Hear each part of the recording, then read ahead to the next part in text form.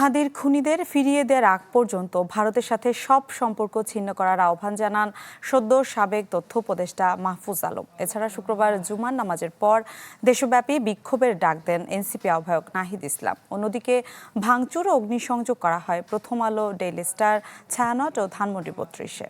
নতুন এবং ফিরে আসা গ্রাহকদের জন্য নগদে চলছে ক্যাশব্যাক সহ প্রতিদিন হাজারো উপহার জেতার সুযোগ। হবে আশা আর ফেরা, সারপ্রাইজ সেরা।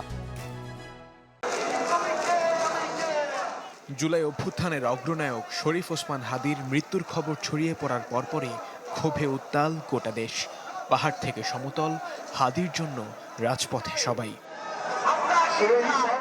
রাতেই রাজধানীর শাহবাগ, ঢাকা বিশ্ববিদ্যালয়ে বিক্ষোভ করে ছাত্র জনতা।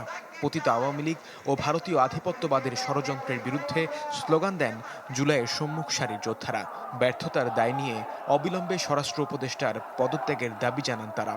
যার কাছে মানুষের জীবনের মূল্য নাই, যার কাছে পেঁয়াজ বেশি হাজার দাম বেশি, সে অপদার্থ অথবা স্বরাষ্ট্র উপদেষ্টাকে আজকে রাতের মধ্যেই পদত্যাগ করতে হবে। ছাত্র জনতার সাথে এক কাতারে সামিল জুলাই অভ্যুত্থানের নেতা নাহিদ আসিফ মাহফুজরাও। শুক্রবার জুমার নামাজের পর দেশব্যাপী বিক্ষোভের ডাক দেন তারা। হাদির খুনিদের ফিরিয়ে দেওয়ার আগ পর্যন্ত ভারতের সঙ্গে সব সম্পর্ক ছিন্ন করার আহ্বান মাহফুজ আলমের।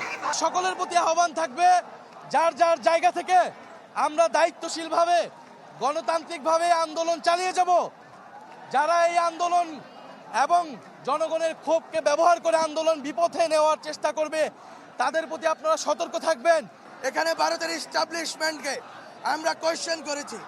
ভারতের সুযোগ ছিল, বারবার আমরা বলেছি এই দেশের জুলাইকে আপনারা স্বীকার করুন। এই দেশের তরুণ সমাজের সাথে আপনারা আর খেল তামাশা দেখায়েন না। আপনারা এই গণতান্ত্রিক প্রক্রিয়ায় আজকে আমরা এক কঠিন সংকটময় পরিস্থিতিতে এসে পৌঁছাইছি। প্রতিবাদে নামেন বিভিন্ন ছাত্র সংগঠন ও ডাকসু নেতারাও। হত্যা করে আধিপত্য বিরোধী লড়াই বন্ধ করা যাবে না বলে হুঁশিয়ারি দেন তারা। প্রতিটি মসজিদ থেকে আগ্রাসনের বিরুদ্ধে, আধিপত্যবাদের বিরুদ্ধে আগামীকাল বিক্ষোভ মিছিল সমাবেশ আয়োজন করার জন্য আহ্বান করছি। আজকের আমাদের এই সমাবেশ, আমাদের প্রতিরোধ, আমাদের এই প্রতিবাদ জারি থাকবে ইনশাআল্লাহ। আমাদেরকে বোকা বানিয়ে এই দেশে আমাদের উপরে কালচারাল হিজিমনি চাপিয়ে দিয়ে ফ্যাসিবাদের দোসররা অনেক ঘোলাপানি করেছো, তোমরা সতর্ক হয়ে যাও। রাজধানীর উত্তরা মিরপুরেও চলে বিক্ষোভ। বন্ধ হয়ে যায় সড়ক। এক পর্যায়ে আগুন দেয়া হয় প্রথম আলো কার্যালয়ে। এর কিছু সময় পর আগুন দেয়া হয় ইংরেজি পত্রিকা দ্য ডেইলি স্টার কার্যালয়ে। আগুন ছড়িয়ে পড়লে ভেতরে আটকা পড়েন বেশ কয়েকজন। বেশ কিছুক্ষণ ধরে এমন পরিস্থিতির মাঝে আসেন সেনাবাহিনীর সদস্যরা।